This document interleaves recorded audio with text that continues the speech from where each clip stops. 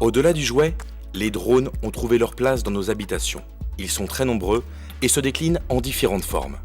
Aile volante, utilisée notamment pour la surveillance de lignes ferroviaires, l'agriculture, elle dispose d'une grande manœuvrabilité, mais n'est pas très endurante.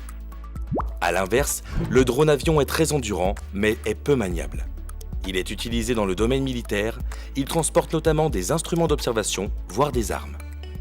Enfin, le multicoptère, le type le plus utilisé aujourd'hui, ses hélices lui permettent de se placer en vol stationnaire et facilitent son pilotage, mais son autonomie est limitée. Il est utilisé aussi bien pour le loisir que dans le domaine professionnel. En 2015, le marché mondial des drones se mesurait à plus de 8 milliards d'euros, dont 6,8 dans le secteur militaire. La croissance annuelle du marché français se situera entre 12 et 18% en 2025. La hausse du marché des drones professionnels, quant à elle, sera de plus de 1300%. D'ici 2020, les revenus mondiaux vont quasiment doubler, avec une nette progression du marché professionnel et du loisir. D'ici 2025, le marché des drones civils français pourrait atteindre 652 millions d'euros contre 170 en 2015. En 5 ans, c'est plus de 150 000 emplois qui ont été créés sur le marché français. Dans le domaine professionnel, le marché des drones va décupler, en passant de 29 millions d'euros en 2015 à près de 280 millions d'euros. Le drone est donc appelé à se développer dans de nouveaux domaines tels que la thermographie, l'agriculture et la cartographie. Néanmoins, le drone reste un luxe. Il est utilisé uniquement dans les pays développés, notamment aux États-Unis et en Europe de l'Ouest. Nous pouvons noter également quelques exceptions, comme le Brésil et le Mexique. Aujourd'hui, nous recevons M. Frédéric Ruffin, créateur de FRCOM et télépilote de drone. Je m'appelle Frédéric Ruffin, je dirige une société de communication qui s'appelle FRCOM, qui est spécialisée dans la communication d'entreprise et plus particulièrement dans la réalisation de films institutionnels. Donc depuis 2013, j'ai intégré la compétence drone qui me permet de faire certaines prises de vue, notamment sur des chantiers.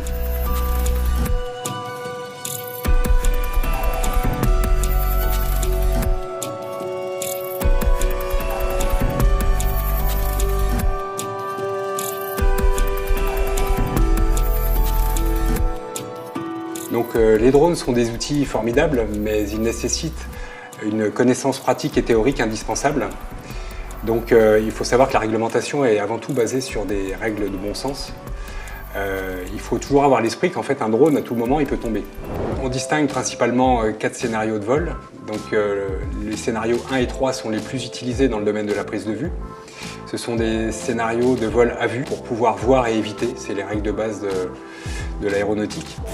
Le scénario 1 se déroule en zone non peuplée à une distance horizontale maximale de 200 mètres du télépilote. Le scénario 2 se déroule hors vue directe à 50 mètres d'altitude et 1 km de distance horizontale maximum.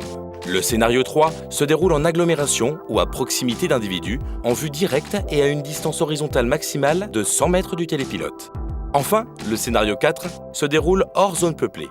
Le poids du drone est limité à 2 kg, mais la distance horizontale est quasiment illimitée. Depuis 2012, nous avons en France une réglementation qui autorise les vols civils avec certaines contraintes. La réglementation évolue avec l'évolution technologique et le nombre de drones qui volent dans les airs. En juillet 2018, il est prévu que la réglementation se durcisse un peu, notamment pour les drones de loisirs, où on va fixer un poids maximum de 800 grammes, au-delà duquel il faudra immatriculer son drone et ainsi identifier le pilote. Contrairement aux idées reçues, ce n'est pas le drone qui fait la distinction entre un télépilote de loisirs et un professionnel. Donc ce qui distingue un usage de loisir et un usage professionnel, c'est pas tant le drone qu'on va utiliser, mais plutôt l'exploitation qu'on va faire des images. À partir du moment où on va vendre ces images, on va tomber sous le coup de la réglementation professionnelle.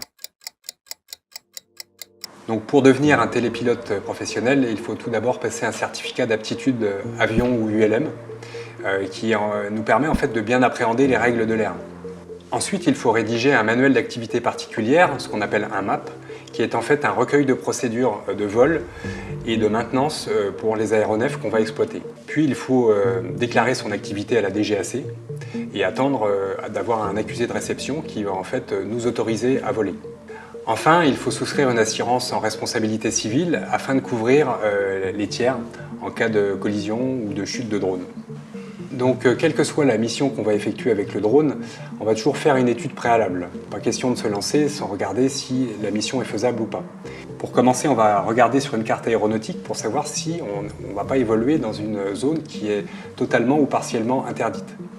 Donc, dans un deuxième temps, on va regarder ce qu'on appelle les NOTAM pour voir s'il n'y a pas d'interdiction temporaire pour évoluer dans la zone concernée.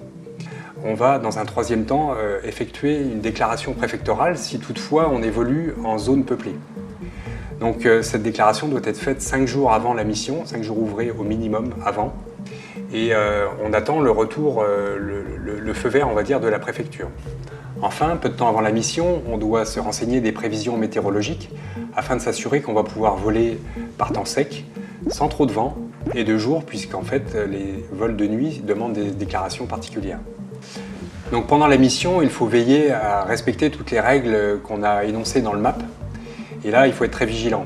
En effet, on peut être vite tenté de sortir des périmètres pour faire l'image du siècle, donc aller un peu plus haut, aller un peu plus loin que prévu. Et là, attention, on peut être amené à se mettre en danger et à mettre les autres en danger.